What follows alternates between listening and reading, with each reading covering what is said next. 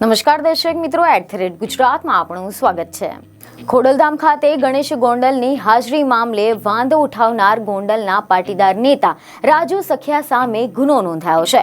જી હા, સમાચાર એવા મળી રહ્યા છે કે ગોંડલ ખાતે ખોડલધામ દ્વારા જે સ્નેહ મિલન કાર્યક્રમનું આયોજન કરવામાં આવ્યું હતું। આ કાર્યક્રમમાં ગણેશ ગોંડલને પણ આમંત્રણ આપવામાં આવ્યું હતું, જેના બદલ રાજુ સખિયાએ ખોડલધામના રાજુભાઈ સોજિત્રાને ધમકી આપતી તેમજ સમાજમાં વૈમનસ્ય ફેલાવતી ઓડિયો ક્લિપ સોશિયલ મીડિયા પર વાયરલ થઈ ગઈ હતી અને આ ક્લિપના મામલે વિવાદ શરૂ થઈ ગયો છે। રાજુ સખિયા સામે જેતપુરના વેપારી તેમજ ખોડલધામના સભ્યએ ફરિયાદ નોંધાવતા પોલીસે ગુનો નોંધીને રાજુ સખિયાની ધરપકડ માટે તજવીજ હાથ ધરી હતી।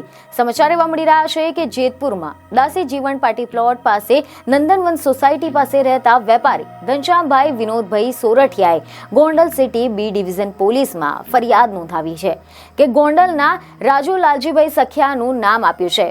ફરિયાદમાં જણાવ્યા અનુસાર ઘનશ્યામભાઈ વિનોદભાઈ સોરઠિયાએ પોતે લેવા પટેલ સમાજના હોય અને ક્ષત્રિય સમાજ તથા અન્ય સમાજના લોકોની સાથે પારિવારિક તથા ભાઈચારાથી રહેતા હોય ત્યારે આવા સમય પહેલા ખોડલધામ ખાતે સ્નેહ મિલન કાર્યક્રમ યોજવામાં આવ્યો હતો, જેમાં મહેમાન તરીકે જ્યોતિરાદિત્યસિંહ જાડેજા એટલે કે ગણેશ ગોંડલને પણ આમંત્રણ આપવામાં આવ્યું હતું।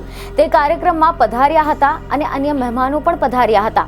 જો કે આ કાર્યક્રમ બાદ સોશિયલ મીડિયામાં એક ઓડિયો ક્લિપ વાયરલ થઈ રહી હતી, જેમાં ખોડલધામ સમિતિના આગેવાન રાજુ સોજિત્રા તથા રાજુ સખિયાની વાતચીત હતી, જેમાં રાજુ સખિયા દ્વારા રાજુભાઈ સોજિત્રાને એવું કહેવામાં આવ્યું કે ખોડલધામ ખાતેના કાર્યક્રમમાં ગણેશ ગોંડલને કેમ બોલાવ્યો, લેવા પટેલ સમાજના કાર્યક્રમમાં બીજા પટેલને કેમ બોલાવો છો, હવે કોઈ કાર્યક્રમમાં ગણેશ ગોંડલ કે ક્ષત્રિય સમાજના કે પછી અન્ય કોઈ પણ સમાજના લોકોને બોલાવવામાં આવશે તો પોતે અથવા તો અમારી ટીમ આવીને કોઈ પણ કાર્યક્રમ થવા નહીં દઈએ અને આમ ભડકાઉ, આપત્તિજનક તથા લેવા પટેલ સમાજ તેમજ ક્ષત્રિય સમાજ આ બંને સમાજની વચ્ચે વૈમનસ્ય ફેલાવવા માટે તેમજ ઉશ્કેરીજનક વિધાનોને ધમકી આપવા બદલ તેમના વિરુદ્ધ ફરિયાદ નોંધાવી છે।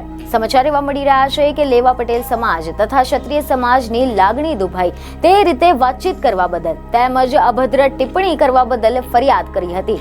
આ ફરિયાદમાં વધુમાં જણાવ્યું છે કે જો આ અનુસંધાને આરોપી વિરુદ્ધ કોઈ કાનૂની કાર્યવાહી નહીં કરવામાં આવે તો આ આરોપી ભવિષ્યમાં પણ વધુને વધુ આવા ભડકાઉ ભાષણ આપીને બંને સમાજ અથવા તો કોઈ ચોક્કસ સમાજને ટાર્ગેટ કરીને બંને સમાજમાં ઉશ્કેરાટ કરાવીને દુશ્મનાવટ ઉત્પન્ન થાય તેવું કૃત્ય કરે તેવી પૂરેપૂરી દહેશત છે। જોકે પોલીસે રાજુ સખિયા સામે ગુનો નોંધીને તેની ધરપકડ કરવા માટે તજવીજ હાથ ધરી હતી। બીજને ખબર સાથે ફરી મળીશું। ધન્યવાદ।